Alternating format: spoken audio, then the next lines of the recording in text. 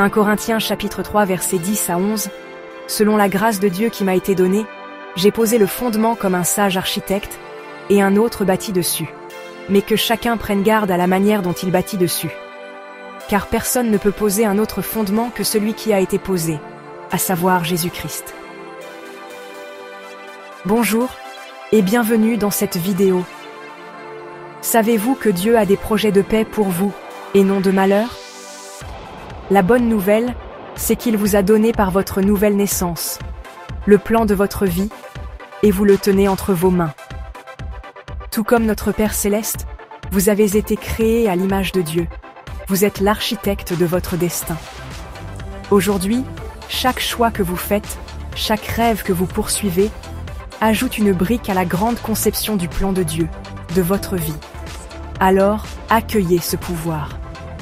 Vous n'êtes pas simplement un spectateur ou un passager dans ce voyage. Vous êtes en Christ une nouvelle création, la tête et non la queue, le capitaine de votre âme, le maître de votre destin. Ce n'est pas de l'arrogance, mais une compréhension profonde de votre propre potentiel et de votre véritable identité en Christ. En vous réside le pouvoir de créer une vie riche de sens et d'intention. Philippiens chapitre 2 verset 13 nous dit « Car Dieu est celui qui produit en vous le vouloir et le faire, selon son bon plaisir. » Cette parole souligne que le pouvoir d'agir avec sens et intention vient de Dieu, qui œuvre à l'intérieur de vous.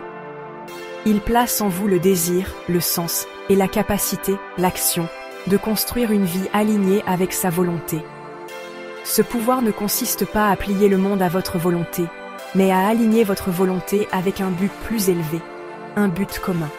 Il s'agit de découvrir la chanson unique qui résonne dans votre cœur et d'avoir le courage de la chanter au monde.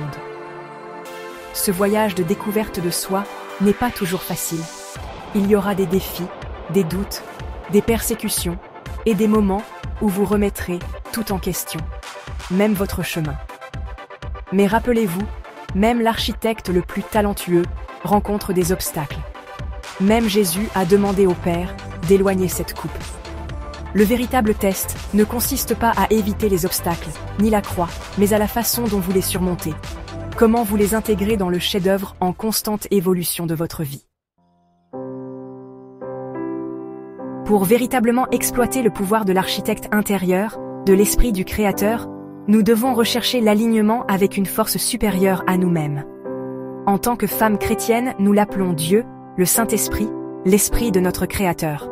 Cette force représente la source de toute création, l'énergie qui circule à travers chaque règne, chaque être vivant, la puissance du ciel qui a ressuscité Jésus d'entre les morts. Lorsque nous alignons nos désirs avec Dieu, nous puisons dans une source inépuisable de force et de sagesse. Proverbe 9, verset 10 nous dit « Le commencement de la sagesse, c'est la crainte de l'Éternel, et la science des saints, c'est l'intelligence. » Cette parole nous rappelle que la vraie sagesse commence par une relation respectueuse, humble et soumise à Dieu. Elle ne vient pas seulement de l'intellect, mais d'un cœur orienté vers lui. Cet alignement consiste à se laisser guider, à se laisser porter par la grâce. Il s'agit de reconnaître que nos voyages individuels font partie d'une tapisserie plus large, tissée par des fils d'amour, d'intention et d'interconnexion. Lorsque nous cherchons à comprendre et à suivre le plan divin, nos vies sont imprégnées d'un sens et d'un but qui transcendent notre compréhension humaine limitée. Cela ne veut pas dire que nous aurons soudainement toutes les réponses, ou que nos vies seront exemptes de défis. Mais en abandonnant le besoin de contrôle de notre ego, et en faisant confiance à la sagesse de Dieu, nous nous ouvrons à un niveau de guidance et de soutien qui peut transformer nos vies de manière profonde.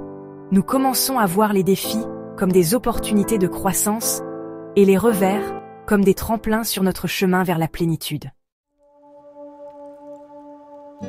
Alors comment trouver cet alignement?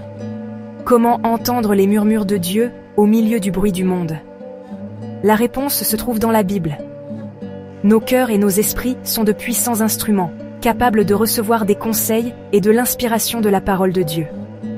En cultivant par la lecture régulière des Écritures, une connexion profonde avec notre monde intérieur, nos émotions, nos ressentis, nous pouvons commencer à discerner le chemin qui est en harmonie avec notre bien suprême et la volonté de Dieu pour nous. Le cœur est considéré comme le siège de nos émotions, est une source de profonde sagesse. Il nous parle par l'intuition, par des sentiments d'expansion et de contraction, par les subtiles impulsions qui nous attirent vers certaines expériences et nous éloignent des autres. Job chapitre 33, versets 14 à 15 nous dit « Dieu parle cependant, tantôt d'une manière, tantôt d'une autre, et l'on n'y prend point garde. Il parle par des songes, par des visions nocturnes, quand les hommes sont livrés à un profond sommeil, quand ils sont endormis sur leur couche. » Ce passage souligne que Dieu utilise les songes et les visions pour nous instruire, nous avertir ou nous guider, même si nous ne le réalisons pas toujours. Apprendre à écouter et à faire confiance à notre cœur, à notre corps également, qui perçoit et reçoit toute forme d'information, est essentiel pour s'aligner avec notre but divin. Rappelez-vous que de notre cœur viennent les sources de la vie. Nos esprits, avec leur capacité de logique et de raisonnement, jouent un rôle tout aussi important.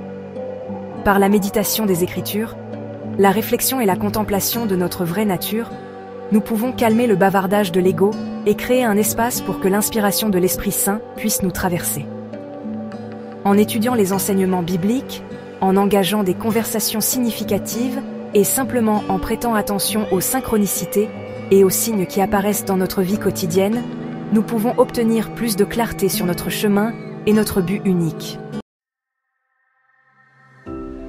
Lorsque nous réussissons à aligner nos désirs avec la volonté du divin, nos vies commencent à s'écouler avec un nouveau sentiment d'aisance et de grâce. Nous ressentons une paix intérieure profonde qui vient du fait de savoir que nous sommes exactement là où nous devons être. Nos actions sont imprégnées d'intention et nous trouvons de la joie dans les choses les plus simples.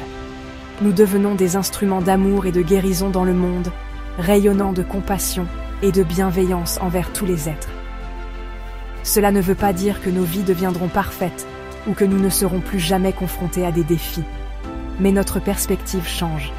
Nous commençons à voir les défis comme des opportunités de croissance et d'apprentissage, et nous les abordons avec un sentiment de courage et de résilience qui vient du fait de savoir que nous ne sommes pas seuls.